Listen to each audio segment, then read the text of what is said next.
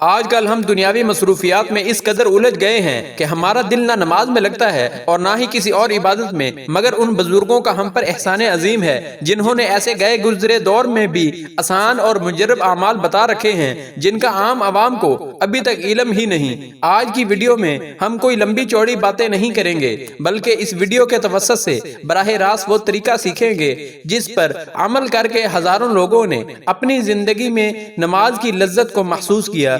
اگر آپ کی بھی نمازیں اکثر قضا ہوتی رہتی ہیں، یا اگر آپ نماز کبھی کبھار پڑھ بھی لیں تو نماز میں دل ہی نہیں لگتا، بلکہ نماز میں مختلف خیالات آتے ہیں کہ یہ یاد نہیں رہتا کہ میں کون سی رکعت پڑھ رہا ہوں، تو حوصلہ رکھیے ناظرین، یہ صرف آپ اکیلے کا مسئلہ ہی نہیں بلکہ مجھ سمیت اکثر لوگ اس میں مبتلا رہتے ہیں۔ تو آپ بھی اپنی اس پریشانی کے حل کے لیے بزرگان دین کی بتائی ہوئی صرف ایک تسبیح کا یہ وظیفہ صرف 40 دن تک کر لیں، انشاءاللہ نماز میں دل لگنے لگے گا اور موت تک نماز قضا نہیں ہوگی انشاءاللہ۔ وہ تسبیح یہ ہے، بسم اللہ الرحمن الرحیم۔ محترم ناظرین، یہ پیغام خاص طور پر ان لوگوں کے لیے ہے جنہیں نماز کی فکر ہے، صرف وہی اس ویڈیو کو دیکھے۔ اگر کسی کو نماز میں سستی، غفلت یا دل کی بے رغبتی محسوس ہو، یا اذان سن کر بھی قدم نہ اٹھیں، تو یاد رکھیں آپ اکیلے نہیں، یہ آزمائش بہت سے لوگوں کو ہوتی ہے۔ اصل کامیابی یہ ہے کہ دل میں نماز کی فکر پیدا ہو جائے۔ جسے اللہ سے ملاقات کا احساس ہو، اللہ اس کے لیے راستے آسان کر دیتے ہیں، اس کا دل نرم کر دیتے ہیں اور اسے نماز کی طرف خود بخود رغبت ہونے لگتی ہے۔ میرے محترم عزیزو، علم دین اور بزرگان دین کے تجربات بتاتے ہیں کہ کسی بھی عادت کو پختہ کرنے کے لیے 40 دن بہت اہم ہوتے ہیں۔ اگر آپ 40 دن تک تکبیر اولیٰ کے ساتھ نماز ادا کر لیں تو اللہ پاک آپ کے دل سے نفاق نکال دیتا ہے۔ یہ 40 دن آپ کا اپنے آپ سے اور اپنے رب سے ایک عہد ہے۔ اولیاء کرام فرماتے ہیں کہ جو اس خاص چھوٹی سی تسبیح والے وظیفے پر مستقل مزاجی اختیار کرے گا، اس کی زندگی میں موت تک نماز قضا نہیں ہوگی انشاءاللہ۔ یہ کوئی مبالغہ امیز بات نہیں بلکہ دل کی کیفیات کا علم ہے۔ جب دل تیار ہو جائے تو جسم خود بخود سجدے کی طرف مائل ہو جاتا ہے۔ محترم عزیزو، ہم اکثر نماز چھوڑنے کو معمولی سمجھ لیتے ہیں، حالانکہ یہ اپنے نصیب سے سب سے بڑی نعمت چھین لینے کے برابر ہے۔ نماز ہی وہ دروازہ ہے جس سے رحمت، سکون، رزق، صحت اور محبت داخل ہوتی ہے۔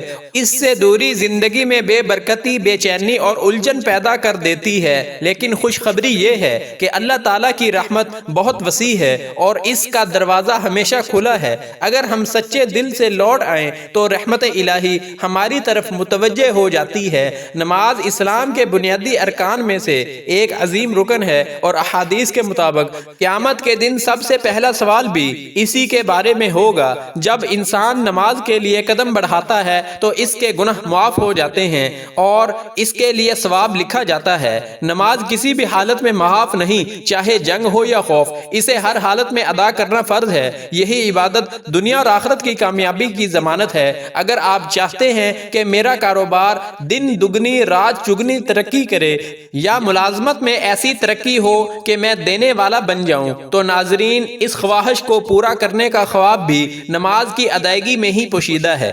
اللہ تعالیٰ قرآن مجید میں فرماتے ہیں کہ ہدایت انہی کے لیے ہے جو غیب پر ایمان لاتے ہیں، نماز قائم کرتے ہیں اور اللہ کے دیے ہوئے میں سے خرچ کرتے ہیں۔ سورہ بقرہ۔ ایک اور مقام پر ارشاد ہے، نماز قائم کرو، زکوٰۃ دو اور رکوع کرنے والوں کے ساتھ رکوع کرو۔ سورہ بقرہ آیت 43۔ ان آیات سے واضح ہوتا ہے کہ کامیابی انہی لوگوں کے لیے ہے جو نماز کو قائم کرتے ہیں اور با جماعت ادا کرتے ہیں۔ اسی لیے تمام نمازوں کی حفاظت کا حکم دیا گیا ہے۔ اس لیے اگر نمازوں میں پابندی حاصل کرنی ہے تو کچھ نہ کچھ ہاتھ پاؤں آپ کو مارنے پڑیں گے، چاہے وہ وظائف کے سہارے سے ہی کیوں نہ ہو۔ قرآن کریم میں ارشاد ہوتا ہے، بے شک نماز بھاری ہے مگر فرما برداروں پر نہیں۔ سورہ بقرہ آیت 45۔ اس سے معلوم ہوتا ہے کہ نماز ان لوگوں پر بھاری لگتی ہے جو گناہوں میں مبتلا ہوں، جبکہ نیک لوگوں کے لیے یہ آسان اور باعث سکون ہوتی ہے۔ نماز کو ترک کرنا کبیرہ گناہ ہے اور اس میں غفلت برتنے والوں کے لیے سخت وعید آئی ہے۔ ہلاکت ہے ہے ان نمازیوں کے لیے جو اپنی نماز سے غافل ہیں۔ سورہ ماعون آیت 4-5۔ نماز کی عظمت کا اندازہ اس بات سے بھی ہوتا ہے کہ دیگر احکامات زمین پر نازل ہوئے مگر نماز کا حکم معراج کی رات براہ راست عطا ہوا، اسی لیے اسے معراج المؤمن کہا جاتا ہے۔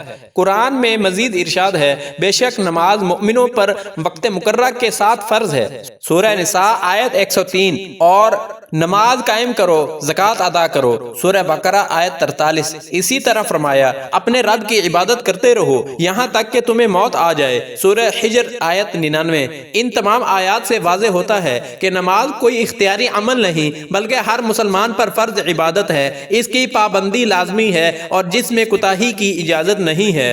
اللہ تعالیٰ نے قرآن مجید میں بار بار مختلف انداز سے نماز قائم کرنے کا حکم دیا ہے۔ نماز انسان کو برائیوں سے روکتی ہے، جیسا کہ ارشاد باری تعالیٰ ہے، بے شک نماز بے حیائی اور برے کاموں سے روکتی ہے، سورہ عنکبوت آیت 45۔ اسی لیے اللہ تعالیٰ اپنے بندوں کو نماز کی پابندی کا حکم دیتا ہے تاکہ وہ گناہوں، شیطانی وسوسوں اور برے راستوں سے محفوظ رہیں۔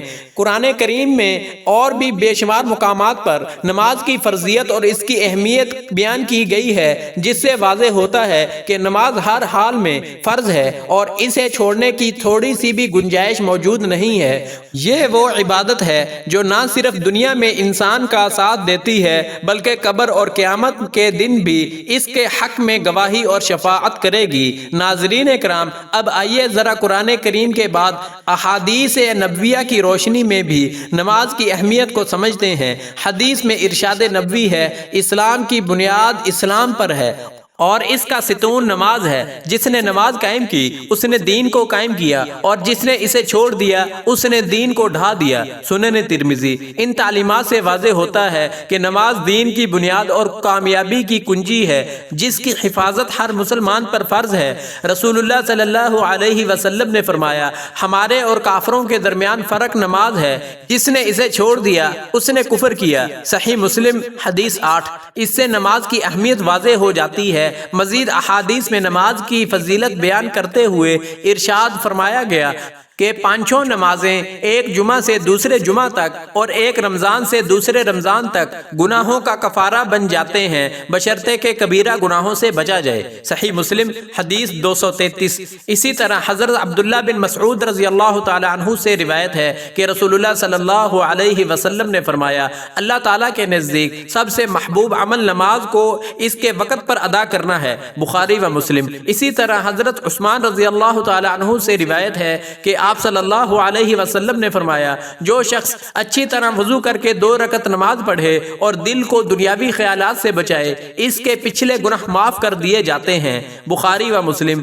حضرت عبداللہ بن مسعود سے روایت ہے، انہوں نے عرض کیا، یا رسول اللہ صلی اللہ علیہ وسلم، اللہ کے نزدیک سب سے زیادہ پسندیدہ عمل کون سا ہے؟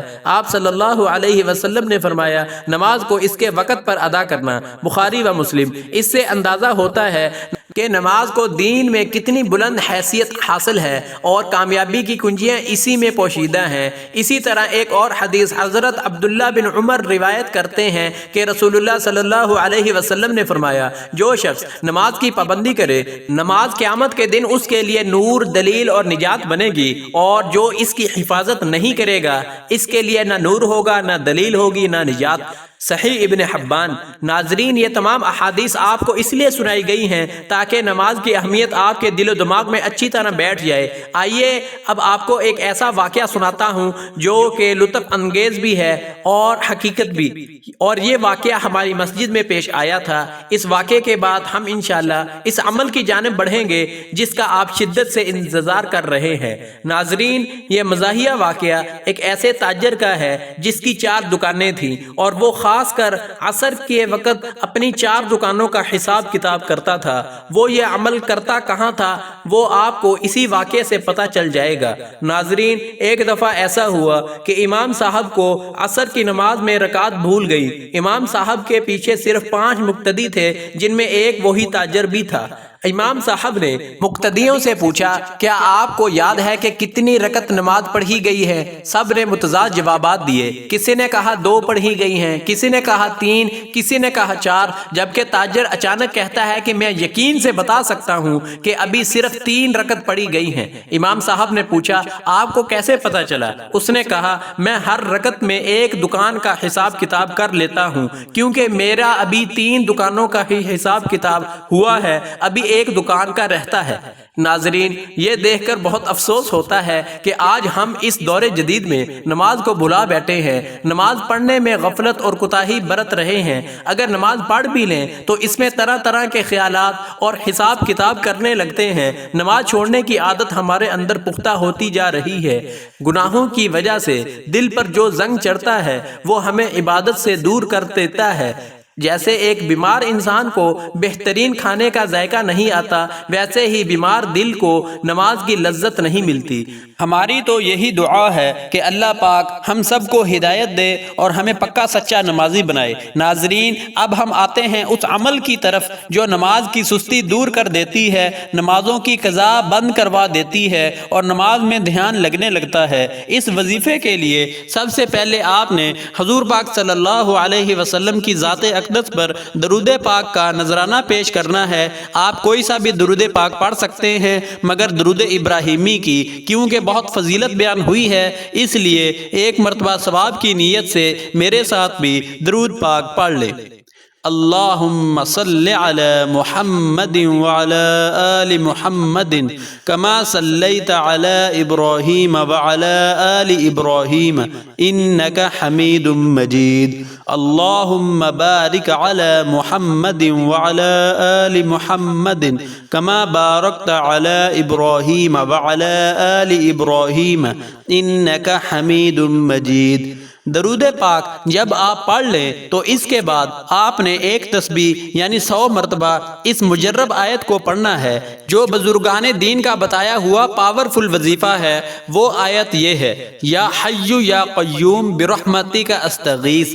جب آپ اس آیت کی ایک تسبیح کر لیں تو اس کے بعد ایک تسبیح آپ نے اللہ تعالیٰ کے 2 مبارک ناموں کی پڑھنی ہے، یا رحیم یا کریم، 2 ناموں کو ملا کر پڑھیں گے تو ایک شمار ہوگا۔ جب آپ 2 مبارک ناموں کی تسبیح بھی کر چکیں تو اس کے بعد آپ نے 33 مرتبہ استغفر اللہ العظیم پڑھنی ہے۔ 33 بار استغفار کے بعد آخر میں پھر دوبارہ درود پاک پڑھ لینا ہے جو آپ نے شروع میں پڑھا تھا۔ جو انسان ان تسبیحات کو پڑھنے کا معمول بنا لے گا انشاءاللہ موت تک اس کی نمازیں قضا نہیں ہوں گی، نماز پڑھنے میں دل لگنے لگے گا اور نمازوں میں سستی و غفلت بھی دور ہو جائے گی۔ ناظرین، یا حی یا قیوم برحمتی کا استغیث کا کیا ترجمہ ہے، آئیے جانتے ہیں۔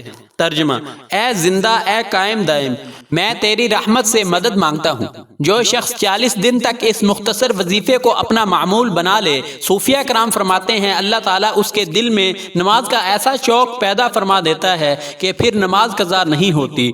اس 40 دن کے دوران اگر کبھی شیطان آپ کو بہکائے تو فوراً لا حول ولا قوت الا باللہ پڑھیں اور تازہ وضو کر کے مصلی پر آ جائیں۔ یاد رکھیں یہ 40 دن آپ کی آخرت سنوارنے کے لیے ایک ٹریننگ پیریڈ ہے۔ اللہ تعالی ہمیں عمل کی توفیق عطا فرمائے۔ اگر آپ اپنے آپ سے مخلص ہیں تو کمنٹ سیکشن میں یا اللہ توفیق دے لکھ کر اپنی نیت کا اظہار کریں۔ آئیے اب آخر میں دعا کرتے ہیں کہ اللہ تعالی ہمارے دلوں کو اپنی عبادت کی طرف مائل فرمائے، نماز میں لذت عطا کرے اور آخری سانس تک ہمیں سجدے سے وابستہ رکھے۔ اللہ تعالی ہمیں پکا و سچا نمازی بنائے، نیک اعمال کرنے کی توفیق عطا فرمائے، نیکی کی بات سننے سمجھنے اور اس پر عمل کرنے کی ہمت دے اور ہماری اس کوشش کو اپنی پاک بارگاہ الہی میں قبول و منظور فرمائے، آمین یا ارحم الراحمین۔ محترم ناظرین، اگر آج کا پیغام پسند آیا تو اسے لائک اور زیادہ سے زیادہ شیئر کریں تاکہ کسی اور کا بھی بھلا ہو اور آپ کے لیے صدقہ جاریہ بنے۔ چینل کو بھی سبسکرائب کریں تاکہ آئندہ بھی ایسے پیغامات آپ تک پہنچتے رہیں۔ آخر میں گزارش ہے کہ رزق میں برکت کے لیے اللہ تعالیٰ کے 99 ناموں میں سے کوئی ایک نام کمنٹ سیکشن میں ضرور لکھیں۔ اللہ پاک ہم سب کا حامی و ناصر ہو۔ والسلام علیکم ورحمۃ اللہ وبرکاتہ۔